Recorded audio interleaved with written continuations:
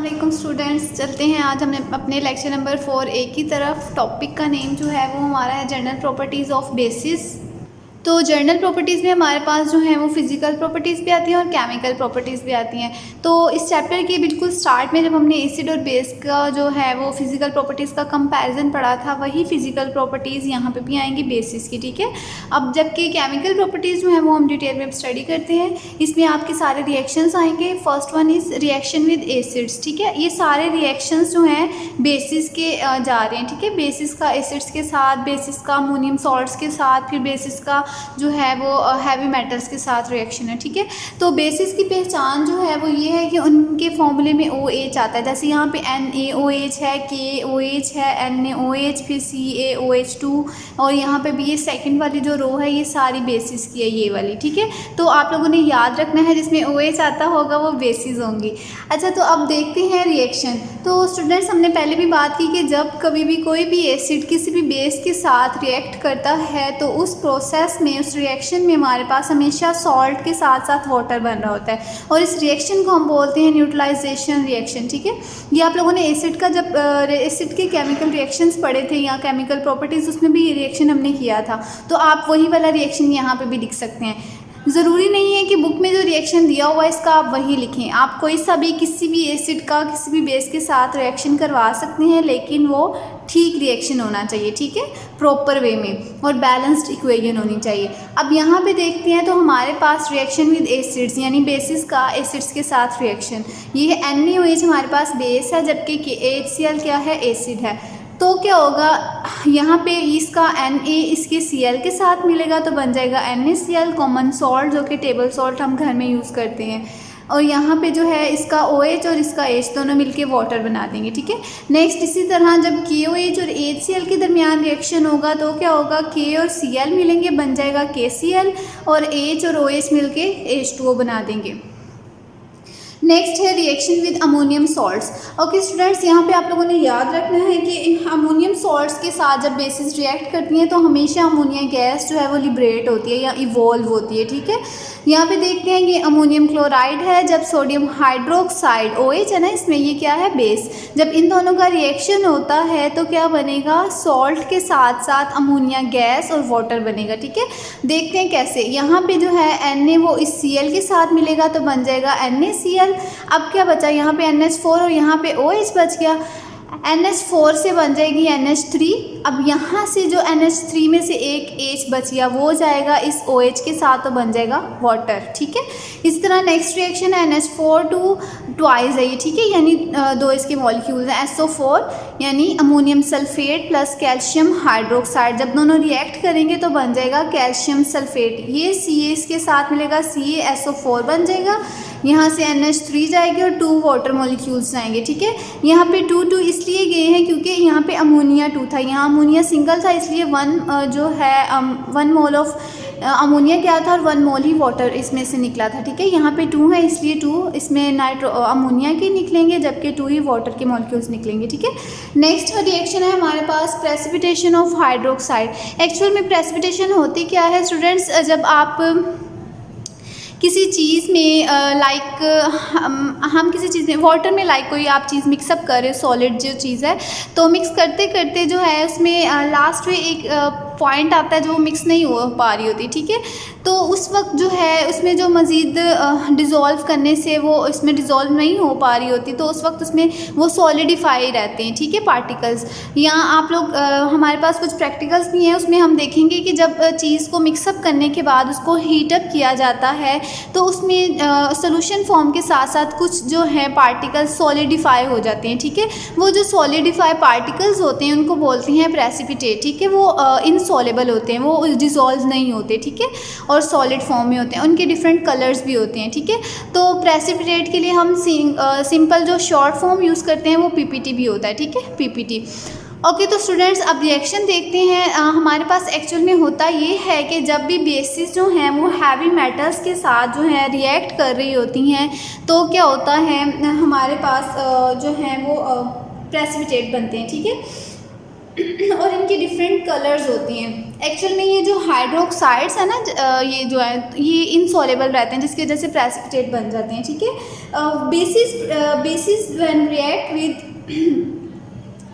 when bases precipitate insoluble hydroxides when added to solution of salts of heavy metals, ठीक है।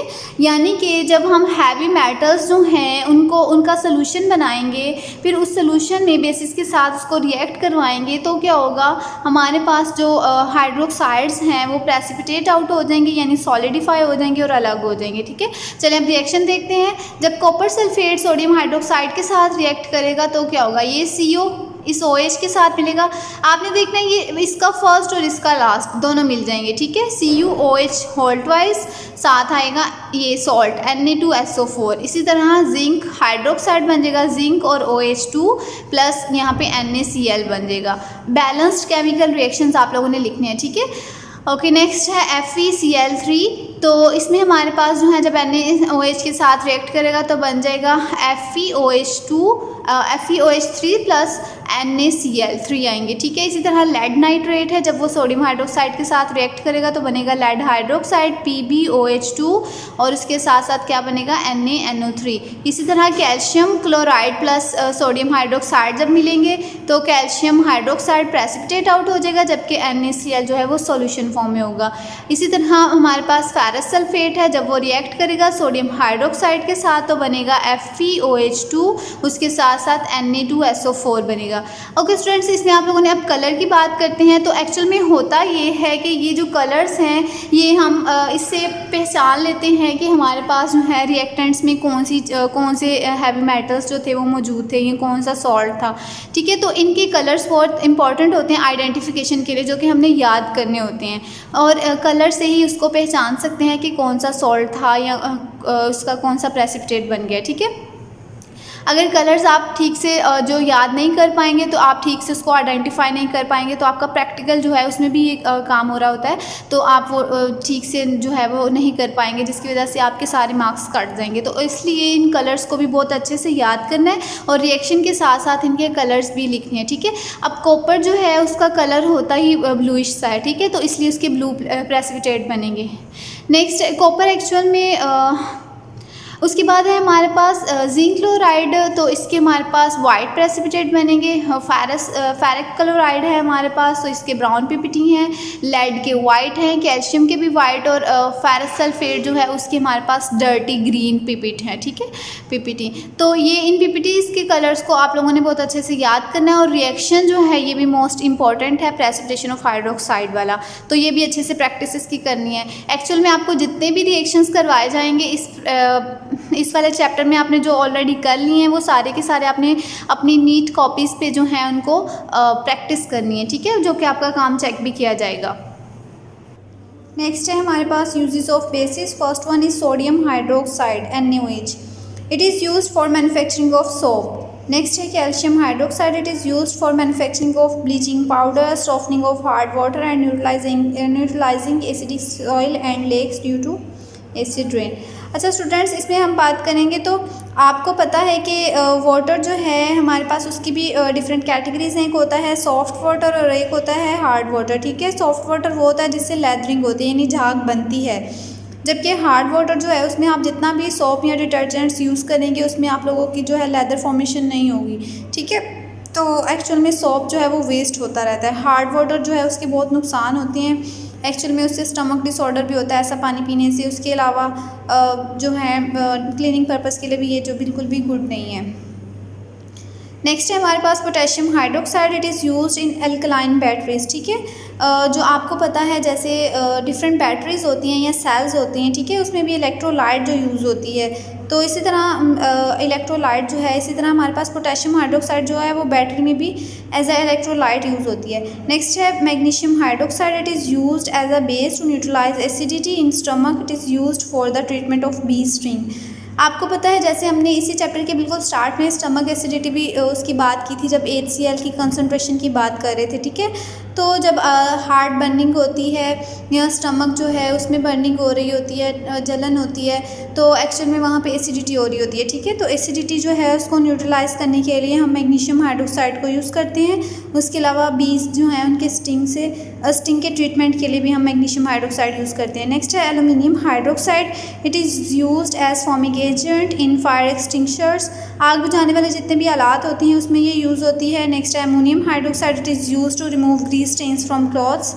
कपड़ों पे Greece के जो स्टेन्स होते हैं या धब्बे जिसको बोलते हैं, ठीक है, उनको रिमूव करने के लिए हम अमोनियम हाइड्रोक्साइड जो है उसको यूज़ करते हैं।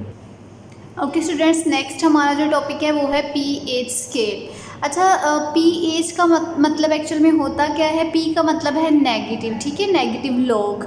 अब पी जिस भी चीज़ के स्टार्ट में होगा उसी चीज़ का नेगेटिव लॉग लेना, ठीक है। जैसे कि यहाँ पे हमारे पास पीएच से मुराद negative log of hydrogen ions, ठीक है। सिंपली ये डेफिनेशन जो इसकी है वो है negative log of molar concentration of H positive, ठीक है। हाइड्रोजन आयन एक्चुअल में कितने होते हैं वो हमने मेजर करना होता है पीएच स्केल से, ठीक है। इसी तरह हमारे पास होता है पीओएच स्केल, यानी पीएच स्केल है ना, इसी तरह पीओएच भी हम वैल्यू जो है वो फाइंड कर सकते हैं। उसका मतलब है negative log of molar concentration of hydroxide ion, ठीक है। यहाँ पे हाइड्रोजन आयन है, वहाँ पे क्या होगा? Hydroxide ion. अच्छा स्टूडेंट्स, अब बात करते हैं ऑटो आयनाइजेशन की। एक्चुअल में होता ये है कि ऑटो का मतलब होता है सेल्फ, ठीक है। जैसे आप लोगों ने बायो में पढ़ा होगा ऑटोफैगिंग यानी सेल्फ ईटिंग, ठीक है। तो इसी तरह हम बात करते हैं ऑटो आयनाइजेशन की, यानी सेल्फ आयनाइजेशन, यानी खुद ब खुद आयंस में कन्वर्ट हो जाना। चलिए इसमें हम एग्जांपल करते हैं। जैसे मैं आपको बोलती हूँ, आप क्या करें, एक रूम में 2 ग्लास लें और एक में आप वाटर रखें और दूसरे में अल्कोहल रख दें, ठीक है, बिना उनको जो है वो ढांपे। इसी तरह ओपन उनका माउथ रखना है ग्लास का, लिड नहीं रखना उसके ऊपर, और रख दें। नेक्स्ट डे आप जब देखेंगे तो जो अल्कोहल वाला है ग्लास उसमें अल्कोहल नहीं होगा, ठीक है, वो वेपराइज हो जाएगा, जबकि वाटर वाला जो है वो एज इट इज़ होगा। बहुत माइनर उसमें जो है वो उसकी लेयर डाउन हुई होगी, लेकिन वो जो है वो ऑब्जर्व नहीं आप कर पाओगे, ठीक है, ठीक से। तो इसकी रीज़न ये है कि वाटर जो है वो खुद ब खुद जो है वो आयंस में कन्वर्ट नहीं होता, वो बहुत मुश्किल से जो है वो आयंस में कन्वर्ट होता है, ठीक है, खुद ब खुद। सेल्फ आयनाइजेशन उसमें बहुत कम होती है, तो इस वजह से वाटर जो है उसको आयनाइज करना, सेल्फ आयनाइजेशन उसमें डिफ़िकल्ट होती है। उसके अलावा जो है हमारे पास अल्कोहल, उसमें हमारे पास वीक फोर्सेस होती हैं, वो इजीली वेपराइज हो जाता है, ठीक है। तो ये हमारे पास है वाटर का रिएक्शन, जिसमें वाटर जो है वो आयनाइज होकर एच पॉजिटिव और OH नेगेटिव आयन दे रहा है। एक्चुअल में हमने एच पॉजिटिव की कंसनट्रेशन निकालनी है ना, इस वजह से हम ये रिएक्शन लिख रहे हैं, ठीक है। चलिए इसके लिए हम लिखते हैं इक्विलिब्रियम एक्सप्रेशन। तो इसके लिए आएगा Kc की वैल्यू क्या होती है, ऊपर हमारे जो हैं वो प्रोडक्ट्स आती है और नीचे हमारे पास आती हैं रिएक्टेंट्स, ठीक है। तो प्रोडक्ट में हमारे पास क्या है, H पॉजिटिव आयन और OH नेगेटिव आयन, ठीक है, और नीचे हम लिखेंगे रिएक्टेंट्स में वाटर, ठीक है, यानी वाटर जो है वो आयनाइज होकर H पॉजिटिव और OH नेगेटिव आयन दे रहा है। तो इसके लिए Kc की वैल्यू हमने लिख ली, ठीक है। अब मैंने आपको अभी बताया कि जब हम इस तरह करेंगे कि 1 ग्लास ऑफ वाटर जब आप रखेंगे तो नेक्स्ट डे तकरीबन वो उतना ही रहेगा, यानी कांस्टेंट ही रहेगी ना, उसकी वो जो अमाउंट है, उसकी जो कंसंट्रेशन है वो चेंज नहीं होगी, तकरीबन उतनी ही रहेगी, ठीक है। इसका मतलब वाटर जो है वो कांस्टेंट रहेगा ना, यानी चेंज नहीं हो रही उसकी वैल्यू। तो इस वजह से हम Kc भी कांस्टेंट है, कांस्टेंट्स को एक साइड पे कर लेंगे। Kc और हमारे पास वाटर यहाँ डिवाइड हो रहा है, वहाँ जाके मल्टीप्लाई हो जाएगा, ये आ गया H पॉजिटिव और OH नेगेटिव, वैसे नीचे लिख लेंगे, ठीक है। अब क्या हमने यहाँ पे जो ये दो जो हमारे पास कांस्टेंट्स हैं, इनसे एक नया कांस्टेंट बनता है Kw, ठीक है। तो अब इसकी जगह हम लिखेंगे Kw which is equal to H positive into OH negative, ठीक है। अच्छा, तो यहाँ पे हमारे पास जो वैल्यू है ये इक्वल होती है 1.0 इंटू 10⁻⁻14 के, जो कि टेम्परेचर हमारे पास इस वक्त होगा 25 डिग्री सेल्सियस, ये रूम टेम्परेचर की बात कर रहे हैं। अच्छा, तो एक्चुअल में होता ये है कि आपको पता है कि वाटर जब भी आयनाइज होता है तो एक ही हाइड्रोजन और एक ही हाइड्रोक्साइड आयन देता है, ठीक है। तो मैं इसको इस तरह भी लिख सकती हूँ ना कि H positive which is equal to OH negative. अब हमने निकालनी तो H की वैल्यू ना, क्योंकि pH पढ़ रहे हैं, तो मैं क्या करूँगी, इस H को इक्वल करूँगी इसके। तो अब ये वाली जो वैल्यू है इसकी जगह मैं लिखूँगी Kw which is equal to H positive का ट्वाइस आ जाएगा, यानी इसके पर पावर आ जाएगी 2 की, ठीक है।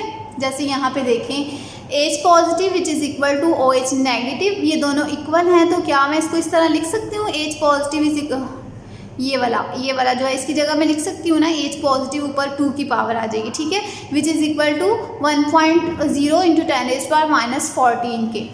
एक्चुअल में हम क्या करेंगे, अब इस पावर को ख़त्म करने के लिए, इस स्क्वायर को ख़त्म करने के लिए हम इसका लेंगे रूट स्क्वायर, ठीक है।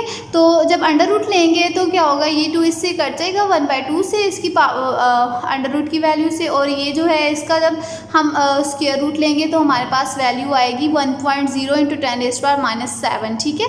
ये हमारे पास आ गई H की वैल्यू। अब हमने निकालनी किसकी वैल्यू है, pH की। तो अभी मैंने आपको डेफिनेशन में बताया था कि pH का मतलब ही क्या है, negative log of hydrogen ion, ठीक है।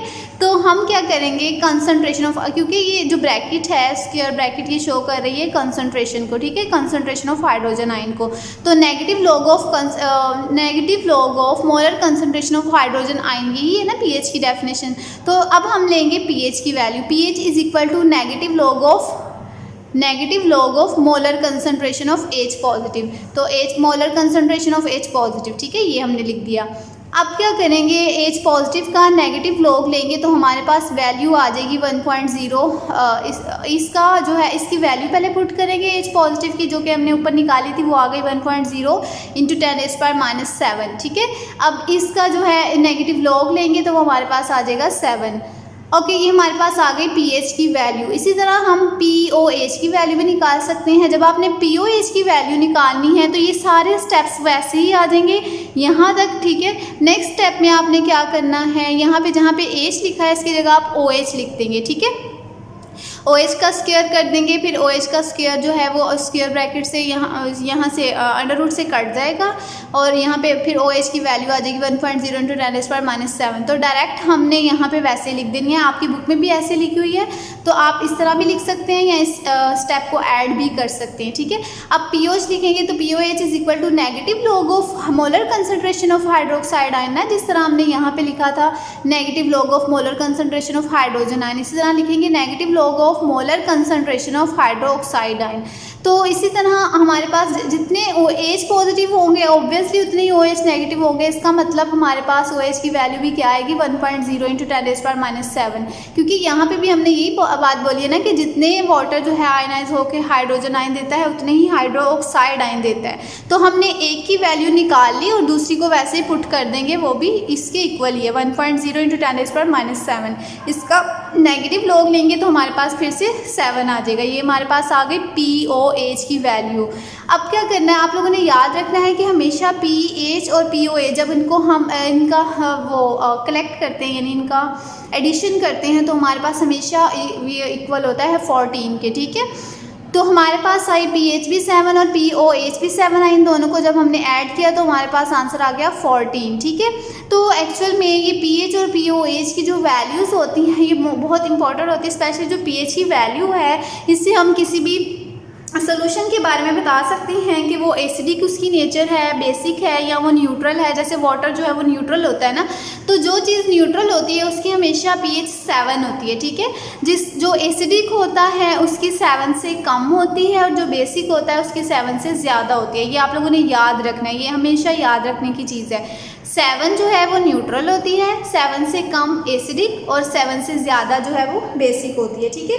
इसी तरह हमारे पास जो है ये pH स्केल एक होता है pH को मेजर करने के लिए, जो 0 से 14 तक जाता है। इसमें भी वही बात फिर से मैं बोलूँगी, 0 से जो 6 तक है वो हमारे पास एसिडिक के लिए होता है, 7 न्यूट्रल होता है, 8 से 14 तक फिर बेसिक के लिए होता है, ठीक है।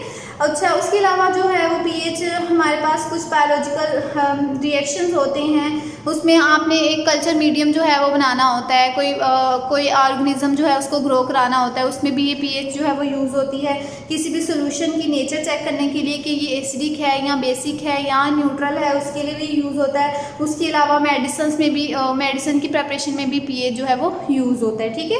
तो यहाँ पे हमारा जो है वो टॉपिक कंप्लीट हुआ। आपने इसी तरह बिल्कुल जो है वो ये लॉन्ग क्वेश्चन में आपको आ सकता है, तो आप लोगों ने बिल्कुल इसी तरह अटैम्प्ट करना है। सबसे पहले pH स्केल लिखेंगे, उसकी फर्स्ट ऑफ ऑल pH लिखेंगे, ठीक है। तो pH की डेफिनेशन ये आएगी, pH स्केल की अलग से डेफिनेशन है जो कि आपकी बुक में गिवन है, तो वो आप लोग वहाँ से करेंगे पेज नंबर 33 से, ठीक है। a scale develops according to the molar concentration of hydrogen ions that is called pH scale. It ranges from 0 to 14. ठीक है, ये आप लोगों की pH scale की डेफिनेशन है. pH scale की डेफिनेशन लिखेंगे, फिर उसके बाद pH लिखेंगे. pH की डेफिनेशन क्या है? Negative log of molar concentration of hydrogen ion. उसके बाद ऑटो आयनाइजेशन, ये सारा प्रोसेस आ जाएगा. और बुक में आपकी लास्ट जो 2 लाइन्स लिखी हुई हैं, solution of a compound of pH 7 और pOH is considered to be neutral solution of pH less than 7 acidic, more than 7 is basic. तो यहाँ पे आपका ये टॉपिक कंप्लीट हो जाता है. नेक्स्ट पेज नंबर 34 जो है उस पर आप लोगों के pH के यूजेस लिखे गए हैं. उसके अलावा जो ये हमने लिखा है इसका सारा कंक्लूजन जो है वहाँ पे गिवन है, जिसमें यही लिखा हुआ है कि अगर pH 7 हो तो न्यूट्रल होता है सोल्यूशन, अगर 7 से कम हो एसिडिक होता है, 7 से ज़्यादा हो बेसिक होता है, और pH की वैल्यू 0 से 14 तक जाती है. ठीक है, यहाँ पे ये कंप्लीट हुआ, इसको अच्छे से याद कीजिएगा और इसकी प्रैक्टिस भी कीजिएगा रिएक्शन की. ठीक है, अल्लाह हाफिज़.